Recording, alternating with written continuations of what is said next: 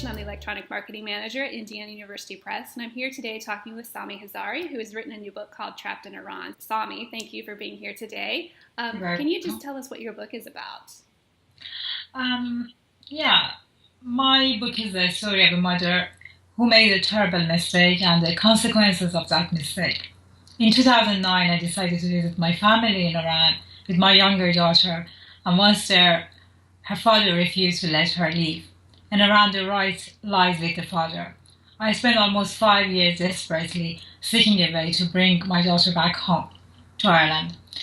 My book details the struggles I faced trying to do this, the escape attempts I made, the depression I struggled with, and the effort I made to protect my daughter and myself from her narcissistic father, who tried to have me stoned to death when I would not rekindle my relationship with him. Trapped in Iran is a story of a mother's unconditional love for her daughter and her desperate attempt to secure her child's freedom. And you talk about how you made this really bad mistake, and I know in hindsight you can see that it's a mistake, but when you made those choices at the time, can you explain how those decisions you made at the time, they seemed like the right thing to do? My mistake came with a hefty price. At the time I started seeing signs that I was suffering from depression. My marriage had ended in Ireland and I was shunned by the Muslim community there for daring to leave my husband, and I started a new relationship. I was treated like an outcast. I went to Iran to visit my family. It was on this trip I met Farzad. My relationship with Farzad did not work, and I returned to Ireland to have our child, Roja. But I believe he did deserve to see his daughter, and I organized this when Roja was 14 months.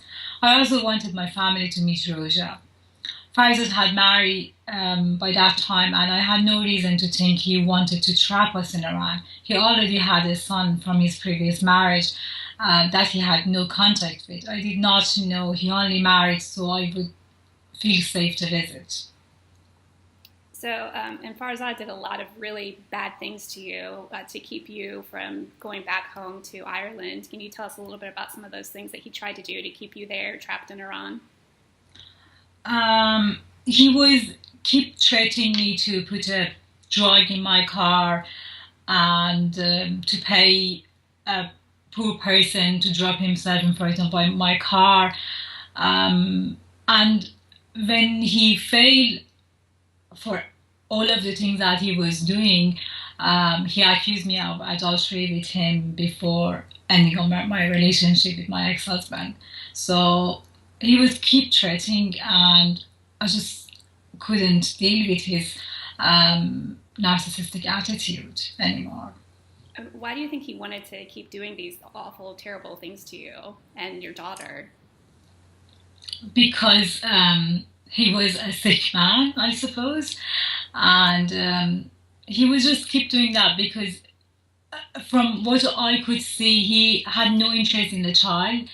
He just wanted to have control over my life, and because I rejected him several times, he was just trying to punish me. And you were in Iran for several, I think 5 years, trapped there. Yeah. And so your situation was pretty desperate and hopeless at times. So what kept you going through the whole thing? I think it was my strong faith. I have never accepted defeat, either in my personal or professional life. I have always been someone who followed her dream. This was an extraordinary situation, of course, and although everyone was telling me that there was no way I could take Roja out of Iran, I just couldn't accept it. I thought I had made a mistake. I cost my child's freedom, and it was up to me to make it right again. And that was keep helping me to get to be focused in my darkest days over there. And so how did you finally get out of Iran?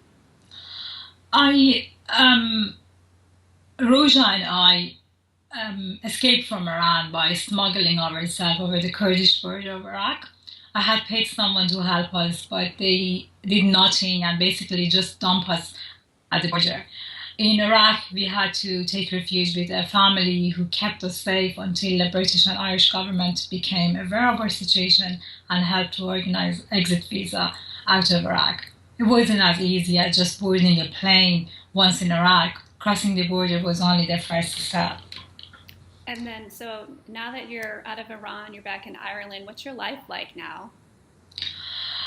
To be honest with you, I lost everything trying to get Roja out of Iran. We arrived back in Ireland with a suitcase. Financially, things are difficult as I spent so much money over the years funding our escape plans. But I'm delighted and feel so grateful to be back in Ireland with my children.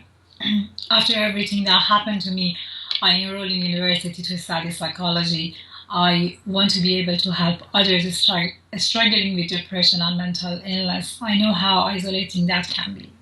That's great.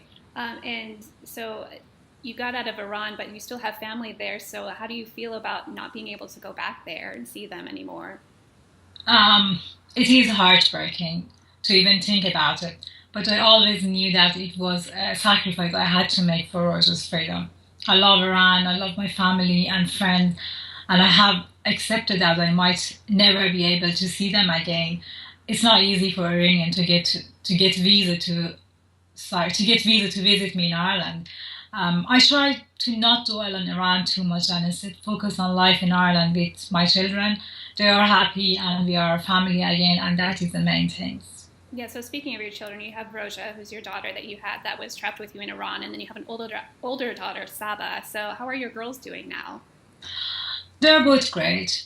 Saba is in 8th grade of high school and Roja is first class in primary school.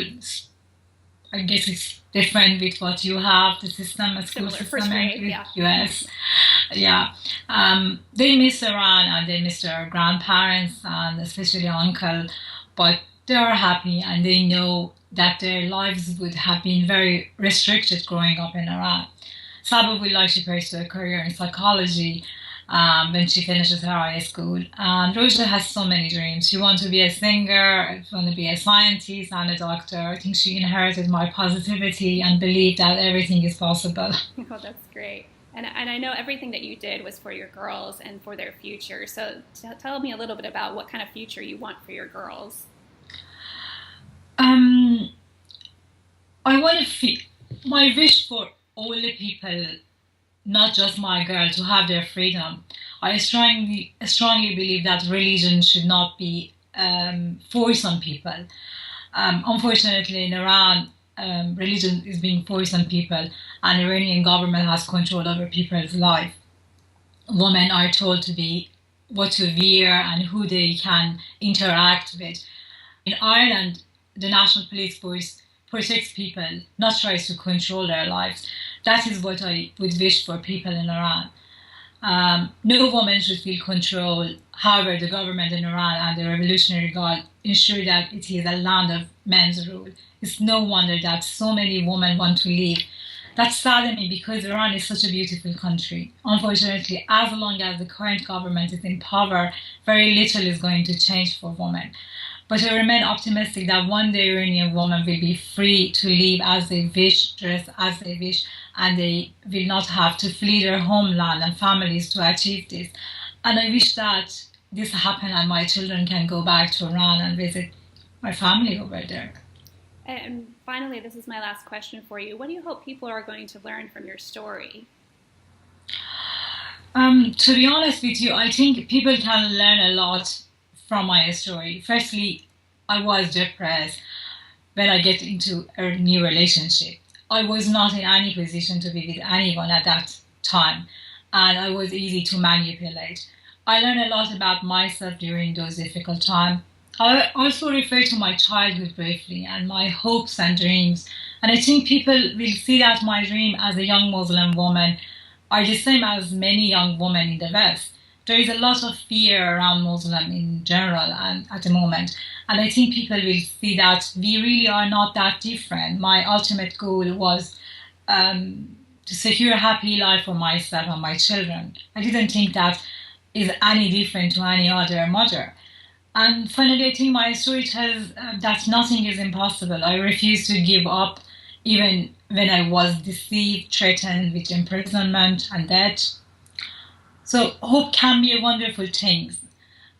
We can be trapped in many different ways in our lives, but we don't have to accept defeat. We can choose to fight it.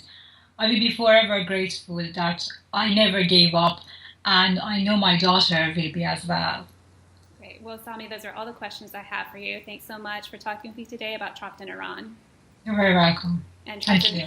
Thank you. And Trapped in Iran will be available from IU Press later this fall. You can go to our website for more information, iupress.indiana.edu.